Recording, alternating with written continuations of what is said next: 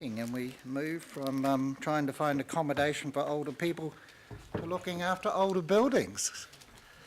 Noel and Mary, Yeah, it costs a lot of Regional money. Historic Heritage Grants Program. Thank you. Thank you, Chair.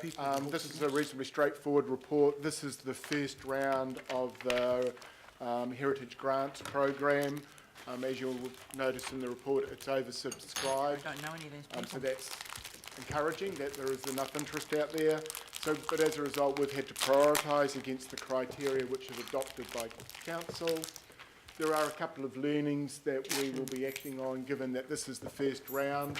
But we're happy to answer any questions that you may have. Mary, anything to add? Nothing? No. Okay. Councillor Quax. Yeah, thank you very much, Mr. Chairman.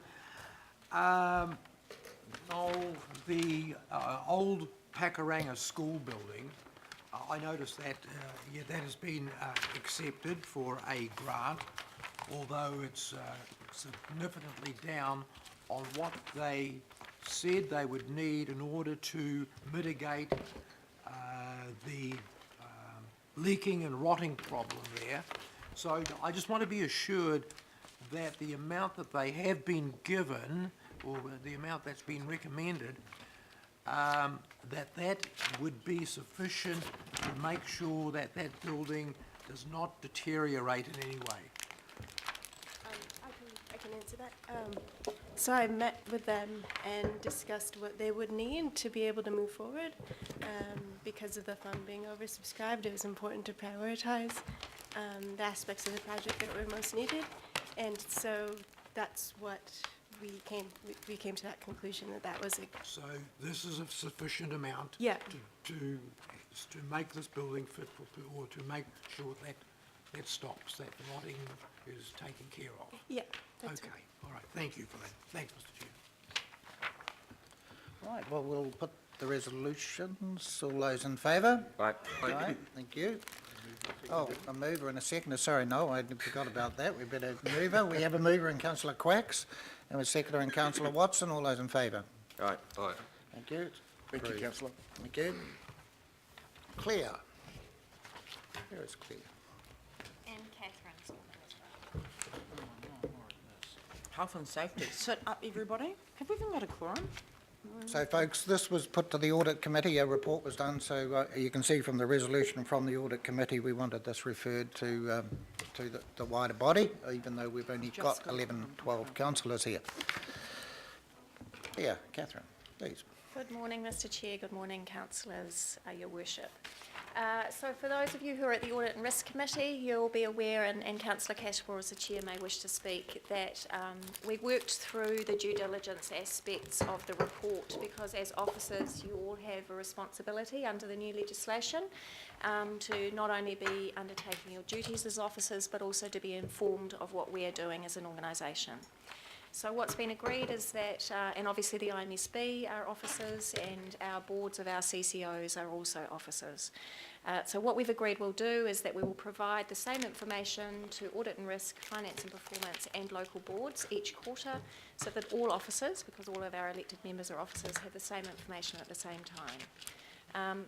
The primary purpose is so that you can feel confident that we are delivering the things we need to do as an organisation, but it also provides you with an opportunity to ask questions and for us to address any recent incidents. So in that vein, I just want to advise you of the situation that occurred yesterday, which some of you may be aware of, where an Auckland Council car was involved in an accident with a freight train in Kumeu. That did involve one of our staff members. That staff member is currently recovering from, luckily, relatively minor injuries. Geez, it didn't look like that, did it? They have a fractured collarbone and ribs, so they are very lucky, which we're grateful for. Yeah. And we will be following up both with police and WorkSafe as part of the investigation to that incident. But I know a number of people, both staff and elected members, were concerned about that incident yesterday because it involved a council staff member, so we wanted to let you know the most current status. But other than that, we're here for questions, and Councillor Cashmore, if you have anything you want to add, I leave it to you. Claire, can I just suggest you move the water jug so that you can, between you and Catherine, you can move that microphone so you're not leaning over. An accident. to the right. Thank you. On your right is councillor Cashmore. Yes, thank you, Mr Chair. Thanks, Claire and Catherine. So this item did come before Audit and Risk, and you all know about our legal statuted responsibility under health and safety. Many of us were at the workshop on this matter. You know, this piece of legislation put through this term was about mitigating and front-footing risk of injury or harm, and we are all responsible for doing that. And that's where the pie charts and graphs that accompany the report give good illustration of where we are heading. Some of it is about actually people fronting up and actually paying notice, which maybe hasn't happened before, but it's also about actually people's awareness of the importance of health and safety in the workplace. So, Mr Chair, I'm very happy to move the recommendations. Thank the staff, and particularly Claire, for the work they put into it. And this is going to be an ongoing process that we have to legally abide by. Okay, thank you. I'll second, actually. Councillor Cooper. Thank you. And I want to back up everything that the chair of the Audit and Risk Committee says, but what I also want to say is when you look around this room, I'm not sure yet whether councillors completely understand that we are officers for the purposes of the Act, and there's only 10 elected members here. Good personal liability. And we're absolutely liable, and everybody's gone because they think the exciting stuff is over, but this is absolutely crucial. So I'm really disappointed that people think they can just bugger off. The other thing I want to say is we had a health and safety seminar the other day, and it was excellent, absolutely excellent, widely advertised, and there was, I think, about 3 or 4 councillors and not many people at all. So it's a shame because there's a lot of effort put into this, and Claire's trying to lead us meeting our obligations, and we have to take our responsibilities seriously and be, take up these development opportunities. They're really important. So lecture over, but I mean, I'm just really appalled about how few of us are here now. This is just not a machinery item. This is really important. So thank you for the work that's been done, and it's really good to have Catherine giving us all that legal advice as well, because this is going to be even more and more crucial as we go forward. Thank you. Councillor Brewer. Thank you, Mr Chair. I just want to ask a practical question, given that Councillor Cooper's reminded that of our liabilities and the fact that we're officers under the law. I got a phone call the other day from someone within legal advising me of an incident that happened, that a contractor had an injury. Wasn't a life-threatening injury, but nonetheless it happened within my territorial ward, and so I was advised. The advice I want to get from you today is that is when constituents ring us and or email us and note a concern or an incident that may have happened on council infrastructure in a contractor project environment where they potentially may have harmed themselves. And I just want to know, what is the best process for us as officers under the law and wanting to ensure that your register of management and mitigation of harm and risk is fully populated? What is the process for us to take that constituent concern that they've fallen over on some gravel outside a footpath renewal or whatever in the project with the projector, and have raised health and safety concerns? How do we register that, and where do we register that, or how do we advise our constituent to, and where should they go? So like any other constituent inquiry, sorry, I'll try not to lean too much. Like any other constituent inquiry, Councillor Brewer, if you've got a concern from someone, you can send it directly to me, and the health and safety team can assist you with that. I'm not sure if the incident you're talking about is one that occurred in St Heliers, because I'm aware of someone who had a trip during an upgrade, and we've actually met with that person and talked through their issues.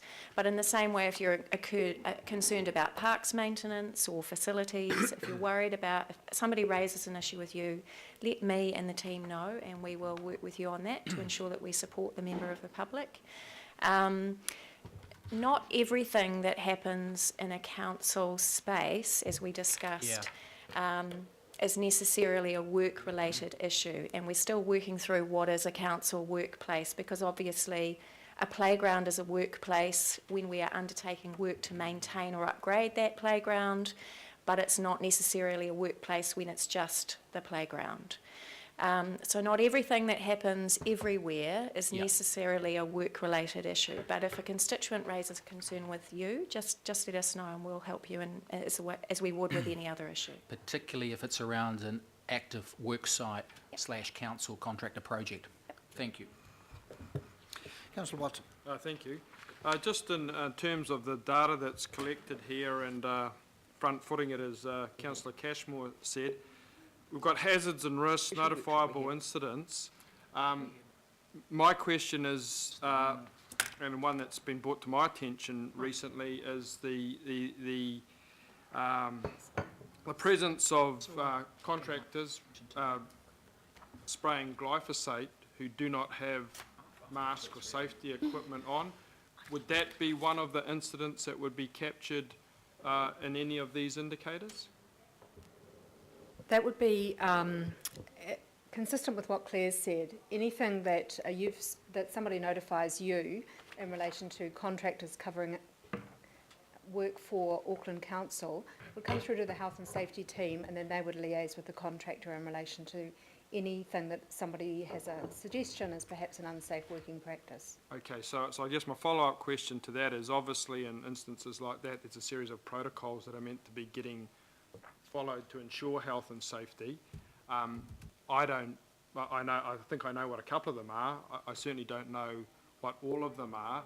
I guess if I'm to be, doing my job in the new regime, I should be a bit familiar with things like that, shouldn't I? I don't know that you need to be familiar with that level of detail, but if a concern like that was passed through, the first thing that Claire's team would look at would be, is that a matter that relates to a council contractor, or is that an Auckland transport contractor? Because of course they do the spraying in the roading corridor. It could be both.